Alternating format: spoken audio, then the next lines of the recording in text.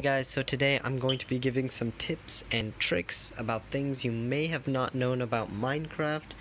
This is after the 1.16 Nether update for Minecraft. So yeah, guys, enjoy, maybe learn something new. Do you hate armor stands? Well, you can take them out with a splash potion of harming. It actually does damage to them since they're technically entities. And if you want to kill them a bit more slower, you can actually use poison instead.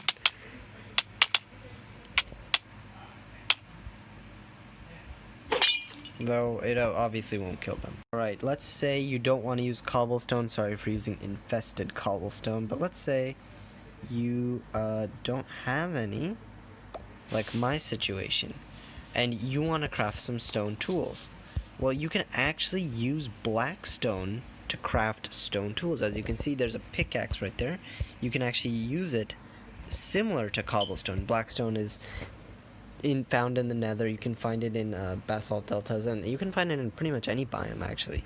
And you can actually use it to craft a furnace as well. You can use it to, I mean, you can see the what I can craft with it here. However, if I were to, I would not be able to smelt it into smooth stone. So if I smelted it, it wouldn't be like smooth black stone or anything. So yeah, that wouldn't work. But this tip involves only creative. So let's say you're in creative and you're trying to make duplicates of heavily enchanted items. So you can see there's a lot of enchantments on this item, and what you can do, like, it'll take a lot of time to duplicate this. And even though you're in creative, it's still going to take some time to find each individual book or write down each individual command, however you enchant it. So what you can actually do to make it a little faster, what you do, put it on an armor stand, move to another slot, and then you got it. Now you see there's two of them. Another way to do this is to put it on an item frame. Break the chest, then you get the item frame back and the helmet, or whatever piece of armor or tool you're using.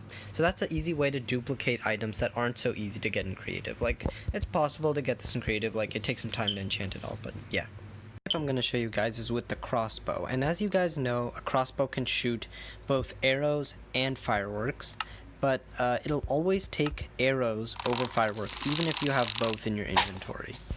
But if you put whatever you want to shoot in your offhand, that's how you can shoot fireworks. So if I try to load it right now, you can see that it'll load with a firework instead, and it's in my offhand, so that's why.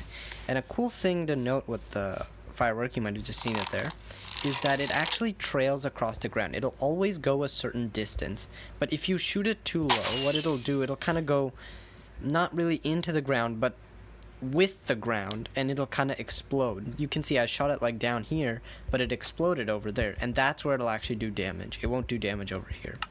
So that's a cool thing to note with the crossbow. And another cool thing is you can actually move this around in your hotbar. You don't even need to hold it, and it'll still stay loaded. So if you're going into a battle, you can keep your crossbow loaded, and you can maybe hold something else, maybe like a sword or something, and then if something gets tough and you need to go out, then you can put in a crossbow, preferably with an arrow, yeah, you can do that.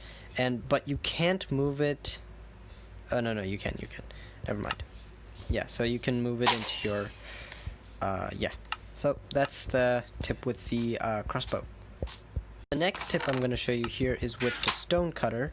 And if you guys know that you can actually craft the stone cutter, you use 3 cobblestone and an iron ingot to craft a stone cutter. So there's actually an alternative method. If you guys remember back when I did the blackstone tip, you can actually put this in andesite. You can also put in diorite or granite. You can put in any of those things, and you can get a stone cutter as well. You can also use the polished version as well. What I'm going to show here is involving the lead, and if you have any horses or donkeys which can't sit down based on your command, you can actually use a lead and connect it to a fence post. But did you guys know that you can actually, you can do it to dogs as well? I'm pretty sure you knew that. But what you can do is actually connect it to a wall, and you will not actually see the sort of wrapping texture that it has when it's normally with a fence. So the next tip I have right here is about saplings, and what you can do with saplings, specific saplings, is, well, you can actually grow all of them, sorry about bone mealing, but there are saplings which you can do 4x4. This one in particular, the oak one, does not work for this. As you can see, I use bone meal, and so what it does sometimes, I'll show you with the spruce sapling. What it can do is actually create, let's see if I can get out here, a mega spruce tree. And you can see that, and if I go in the center here, you can see that all saplings have been used in this tree. So, and actually, there's 2 logs here. And you can do the same with, oh, misplaced it, with a jungle tree. I'm going to stay at a distance. So you can get the mega jungle tree. You can also do it with the dark oak tree. And by the way, something special about the dark oak tree, you have to put it in this pattern, otherwise it will not grow. You can see I can do it as many times as I want to a single one. I can do it to a spruce one. I can do it to a jungle one as well. But I can't do it to a single dark oak one. However, if I do it by 2x2, sorry, then we get a dark oak tree. So that's a thing that you can do with the trees. And by the way, you can't do the 4x4 trick with oak, birch, or acacia. You can actually try it right here. So you can see it only used one of the saplings. We're going to do the same thing with birch. Only used one of the, oh wait, sorry, I didn't plant. There. So it only used one of the saplings. What I have here has to do with the respawn anchor, and as you guys know, you have to charge up the respawn anchor to use it. And you can see right now it has 3 charges, but I'm in the overworld right now.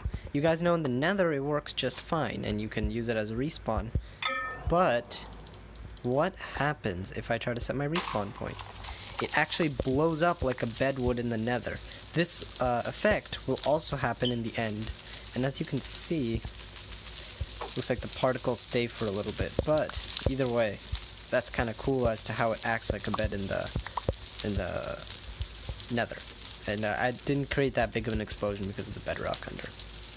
Tip I have here has to do with the cauldron, and by the way, this tip is specific to the bedrock edition of Minecraft. I've been playing on the bedrock edition for the whole video so far, but this is one tip that I know for sure is specific to the bedrock edition, and that is how you can actually combine colors. So most of you guys know that you can dye leather armor, and so what you can do actually is use red, let's say red dye for example, and you can actually combine colors. So if I put in green as well, it actually combines the red and green, and I can add more green so it becomes more green in color. So I can add, maybe I can color my leather tunic, and then I have this color right here. And maybe if I wanted a bit more green, maybe a bit more red, I can add more colors if I want. It doesn't need to be just these 2. Maybe I want to make my horse armor that color, and you can combine it in any way you see fit. And let's say maybe you've decided that you want to completely restart, like I don't like this color, so you can just refill the water bucket and then it just restarts to normal. You can also wash off your colors if you don't like it. So that's pretty useful. The cauldron is pretty versatile if you're looking to dye leather armor. There's actually a bedrock achievement for it as well on Xbox Live. So yeah, you can use the cauldron in that matter. You guys know you can't use a water bucket in the nether. You can see that'll just happen. And you can't use it to put out fires either. However, you can actually use something called a splash water bottle and take out that instead. This doesn't really do much on its own, but if I relight it here, you usually use it for splash potions, but you can also make a splash water bottle. If I remember correctly, I believe it's just gunpowder, and you put it and you brew it into a water bottle, and then you can get this, and as you can see, you can put out fires. And this also works in the overworld as well. So where a water bucket doesn't work in the nether, you can actually use a splash water bottle. Last tip I'm going to be bringing you guys, it's a pretty simple one. Many of you actually might know this one. It's how to make a clock in Minecraft. And what a clock does, it basically sends out not a constant redstone signal, but I'll show you right here. It'll tick and then go back out, and then tick and then go back out. So it's kind of like this. So how it works is, I'm going to build it right here. And so, okay, so we got the redstone repeater, and we're going to push it to max. We're going to walk this way. Make sure it's in this direction, because the direction is actually important. Keep on doing that. Put it all to max. Then put redstone in each of the corners. Then what you can do, use a stone button. Make sure it's a stone button. Don't use a lever. Maybe you can use a pressure plate. You can probably use a pressure plate actually. But make sure you just walk on it and get off quickly. But a button is easiest since you just tap on it once. So just tap the button once, and you can see the signal's going on by itself, and you can like connect this redstone maybe to like a dispenser, and then it'll shoot continuously.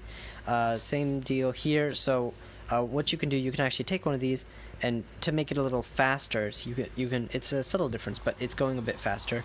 Make it a bit slower, and depending, you can manipulate these redstone torches as to however you want, but be careful with it because it might get stuck like this, for example. If I make it a bit faster, okay, yeah, there you go, it's stuck now. Yeah, and if I do it to here, you can see it's really fast.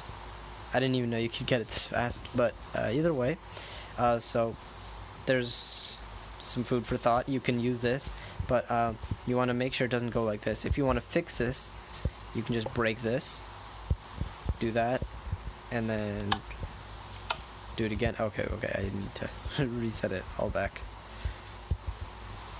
So let's break it again, and then wait for it. You can actually do it without pressing the button again. And there you go, you can just keep it going on like that, and if you're careful enough, you can make it go really fast. So that's the end of this video, guys. I hope you guys found these tips for Minecraft helpful. If you did, please leave a like on this video, please subscribe, and please comment down below what was your favorite tip, and if you have any tips of your own that you'd like to share, please leave them down in the comments. If you have any feedback as to what I can do to improve my videos, because I know they need improvement, leave that also in the comments down below. I'd love to read your feedback. I'd love to read whatever other tips you know. So yeah, and if you guys think I should make more of these, please leave a suggestion.